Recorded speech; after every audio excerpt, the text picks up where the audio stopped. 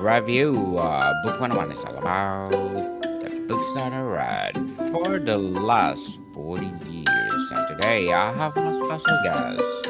She's the author of the book Grief is the Price You Pay for Love. No other than Miss Cindy Delay.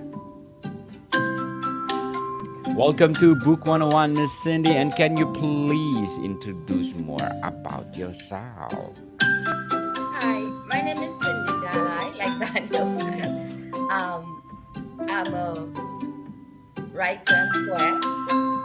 Uh, I am a retired school teacher. I live in Trinidad and Tobago, which is probably most people really don't know about or haven't heard about, but it's in the Caribbean. And I have had a lot of life experiences. And grief is a price you pay for love is my story of how I dealt with or learned to manage grief after the loss of someone I loved very, very much.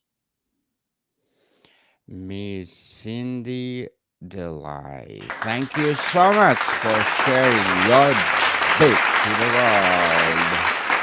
And we are looking for more and more and more empowering book like this. So what is the central message of grief is the price you pay for love? The central message is that grief and loss are a fact of life, and how we deal with it or how we learn to manage it is very important because let's face it, nobody wants to lose someone, whether it's a relationship, whether it's somebody you love, whether it's a job, because all those involve loss and grief. But the important thing is that you have to realize that bad things will happen in life and you will suffer loss, but you have to learn that you are still here and that love is very, very important. Well, in this case, I'm referring to the loss of someone, whether it's a relative, a parent, a husband, a spouse, a relationship, that love is the most courageous thing you can actually do in your whole life. And it's important that when you face a loss that you go through it, you learn to accept it and you agree with your loss and you treasure the memory of what you had, but you have to remember that you are still here and that you can manage it and not everybody grieves the same way or it doesn't go away magically and say okay fine, time has passed, the whatever. You'll always feel the loss of someone, and it's messy, it's personal. But it's important also to remember that you treasure the memory of the person, but you also have to remember that you are important too. Yes, indeed. Very well said, Miss Cindy. Very well said. Beautifully articulated. So, Miss Cindy, how does William G. Hoy define grief in the book? Excuse? How do you define grief in the book? Grief is the absence of someone or something that affects you in a level that you never expected before. And what people don't seem to realize about grief is that yes, it's the absence, the physical absence of somebody, but it's also the absence of that connection you find because your mind is still going back to like, and your emotions are still, you still feel them in you, but it's just the physical presence is absent. And you can't detach yourself from someone just because they're not physically there, especially if you're intellectually and mentally connected to someone. And so grief is a very, very messy process. And it's a process that everybody goes through, whether you lose a pet, whether you lose a job, like I told you, whether you lose a best friend, whether you lose a job. All those you go through grief through all those things in different ways. But basically, you do grieve because you do feel a loss of something. So grief Certainly. basically is the absence of something. It's the feelings you get in yourself when things change and you have a connection to something, and all you know is the removal of what was. Totally agree, Miss Cindy. So, in what ways does the book challenge traditional views of grief? It challenges traditional ways of grief in that people seem to think that, okay, you follow these steps, you do these things, and and it'll get better. And if you give it a certain amount of time, and that has always been a traditional view. you know you go through these stages, you do these things, and you know and it's okay to like to not talk about it, and you have to learn to do. No, through my process of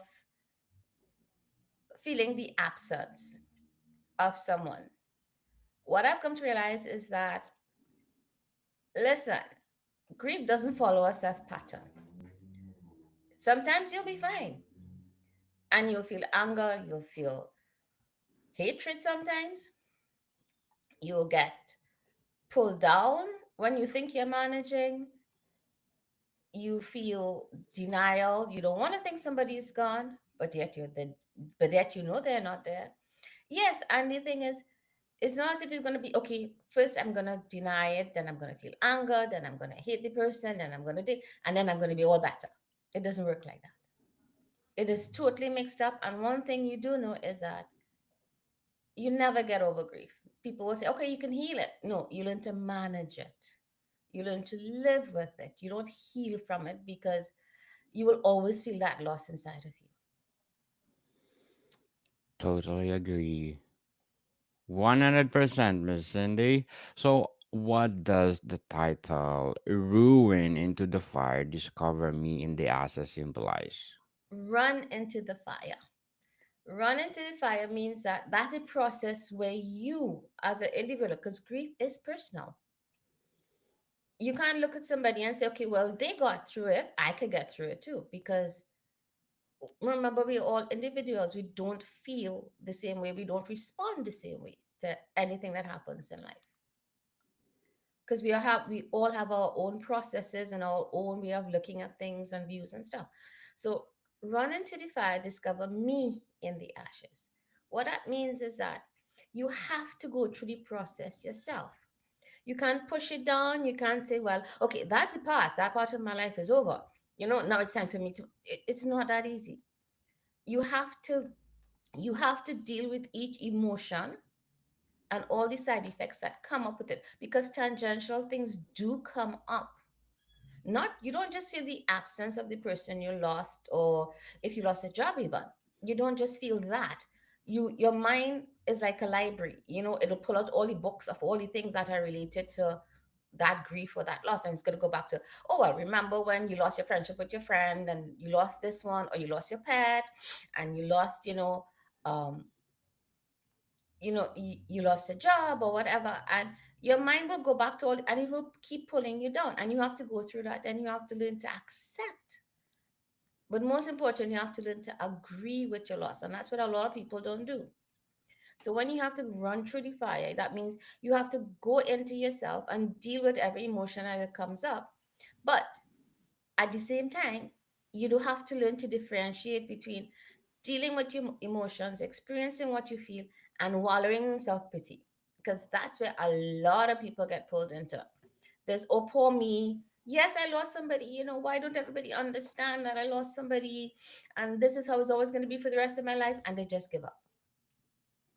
And that's why I said discover me in the ashes, because before, like if you were in a relationship, whether it's a marriage or a relationship, and there's a breakup or a loss of somebody passing away, it used to be you and me were we. But now it's just me. So it's kind of like you have to relearn yourself on a different level. You understand what I mean? So that's how, Certainly, yes, yeah. certainly, Miss Cindy. So, how did you blend personal experience and professional insight in the approach to grief? Um, Throughout life, I've had a lot of experiences in a lot of areas in life, not just with like loss. If you've known, like, at through different stages in life, you have life experiences, rejection, ostracism, criticism, and I've had to deal with all these things on different levels, right? And nobody wants to be told a few days after your husband died, why didn't you die instead, right? And it does jolt you a bit. And what I did was that I used you see, every time you go through something, it is not as if life is beating you down. Because sometimes you go through things, it may not be your fault, things happen. But every time you go through something, the key is to try to learn something from it. And every experience I've had, I realize has built me up a bit more and make me stronger and make me see, okay, yeah, this happened, but I grew through it, I moved through it so that I am stronger. And it gave me a different perspective because I always say I see through my own eyes. Because why should I see an empty glass? Okay, you drink a glass of water and you said, okay, that's what it's done, there's no more. But if you ever turn the glass over, you'll always see there's always one drop left. There's always Certainly. one drop left. So that's how you learn to do it. I blended the lessons I learned because this is what gave me strong backbone, and it made me strong in myself, and everything I've been through has helped. And that is what I use to put everything together, because that is how I got through it actually. And I learned, not got through, but that's how I learned to manage with every day as it comes along. So, Miss Cindy, let's talk about emotional and psychological themes of the book. What are some common emotional responses to grief discussed in the book? um Despair, helplessness, anguish, and you do feel a bit of resentment because you feel lost because you're suddenly all by yourself. you know you don't understand how it happened. You don't think it's unfair. You think life is unfair. You think that this should not have happened to me. Why does it have to happen to me? And you do get resentful because you think, haven't I been through enough? Why do I have to suffer these things now? Why is this happening and you do feel angry at the person and at God too, because you say, why? I mean, why does it have to happen to everybody else? Why did it have to happen to me? you know why do I have to go through this anguish? Why does this have to be with me? And then you criticize yourself too, because you said, okay, I'm weak, that I'm just going to go through all this pain. This is all I'm going to know for the rest of my life. And you start feeling sorry for yourself. And those are some of the things I discussed in it. And the mental thing is that sometimes we get caught in the cycle of, okay, yes, I'm going to try, this happened, I'm going to deal with it. And then you hear a song or somebody says something, and you end up in this mental cycle of, okay, you tell yourself, I'm not going to think about it, but something happens, and then you find yourself slipping. And then you think about it, and then another thing comes up, and you find yourself going down and down, deeper and deeper mentally, as you keep recycling all the time because you keep giving in to your emotions. And now it is okay to feel. It's okay to recognize that it hurts a lot, and this, I can't change anything about this. But at the same time, you have to realize that, listen, I also have things in my life. I have a responsibility. I have a house to see about, or I might have children to see about, or I might have a job, or I might have things to do, things that require your attention. And so you have to learn to kind of balance it. And that's why I put some tips in it about the fact that, yes, you can allow yourself to grieve. Yes, it is okay to feel these emotions. But at the same time, you have to think about, this is not how I want to spend the rest of my life being stuck in this pit. Very well said, Miss Cindy. Very well said. So, how does grief connect us more deeply to love? Because, like I said, love is the most courageous thing you can do. And that is an inherent part of human nature. We all need connections. We all yearn from connections because that's how we've always been. It's always been like ever since time began, we've always had a connection to human beings. And you see, when you love, that is the most courageous thing you can do because it's not as if you're giving someone a material thing, you're giving something from within yourself. And when you give a part of yourself to someone, that is the most precious gift you can give because it is giving of you. And you understand the risk that you can also lose because that's how it is. You can love someone, but life happens and you can lose them, whether they leave you, whether they die, or whatever. Because just as you love, you can lose it. And that's how grief connects to love, in that it's a risk you take when you love someone, actually. You give a part of yourself. And like I said, that's the most courageous thing you can do because you're giving up yourself and you don't really know what's going to happen because life is unpredictable. There are no guarantees in life at all. Yes, life is too short. So let's talk about practical reflection and support of the book. What practical advice does you offer for those in the midst of grieving?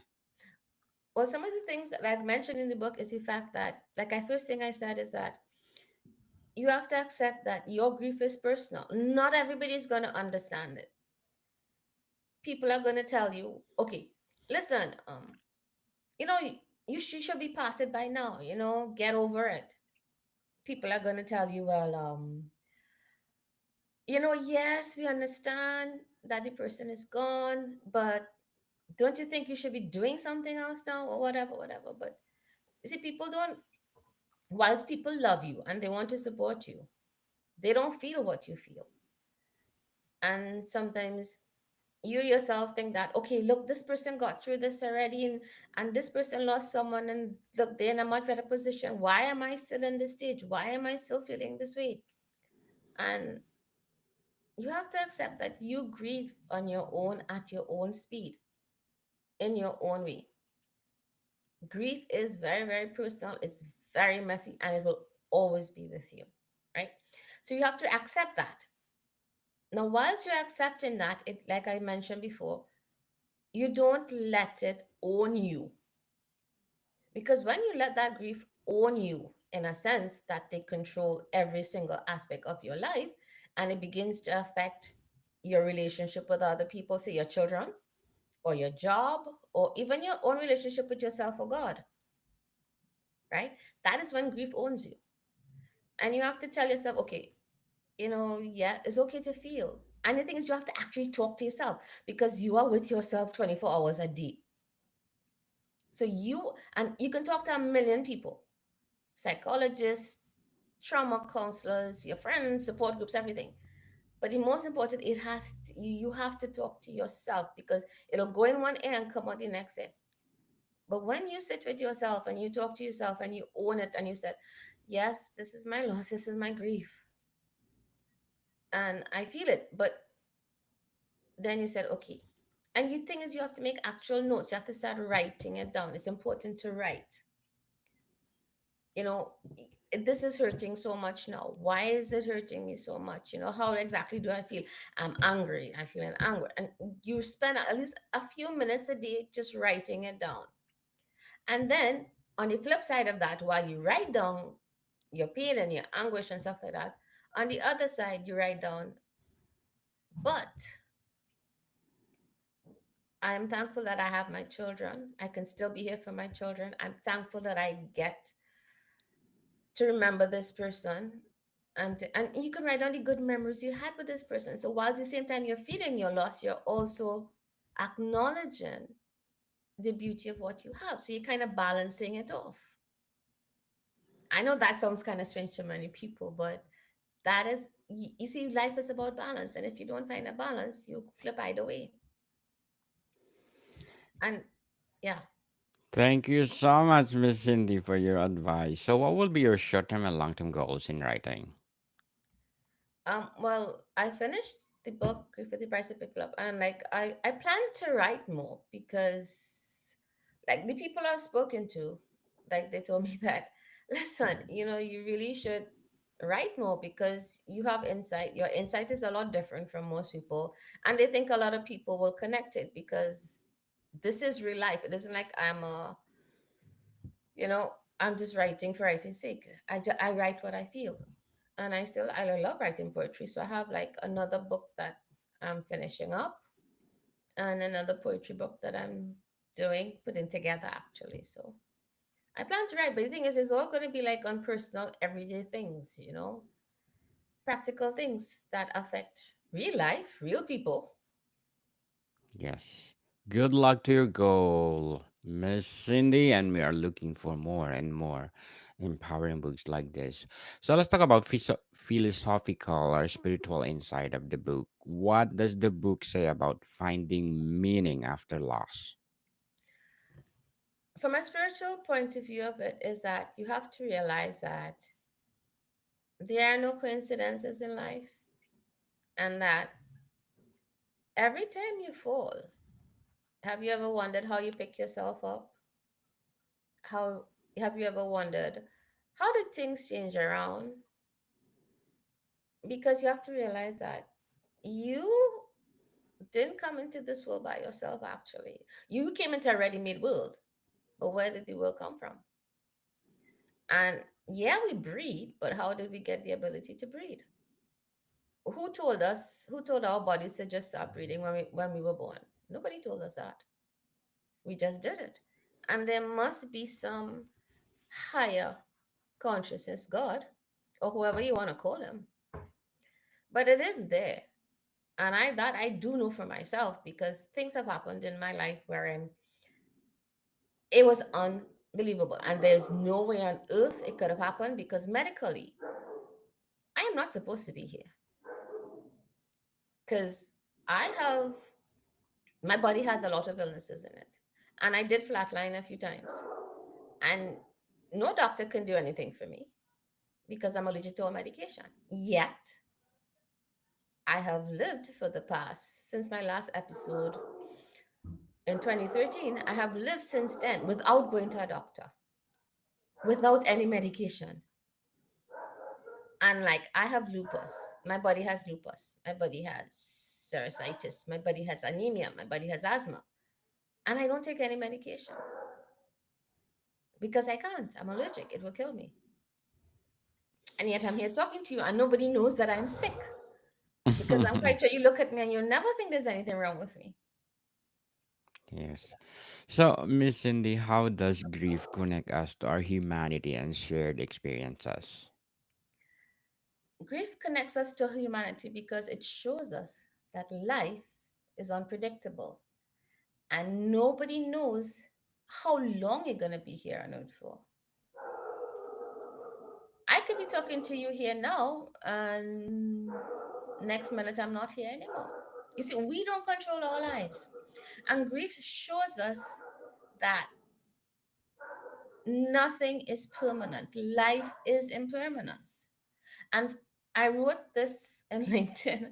I don't know why I just did. I said, from the moment your first from birth, when your first breath is taken, death begins to move towards you.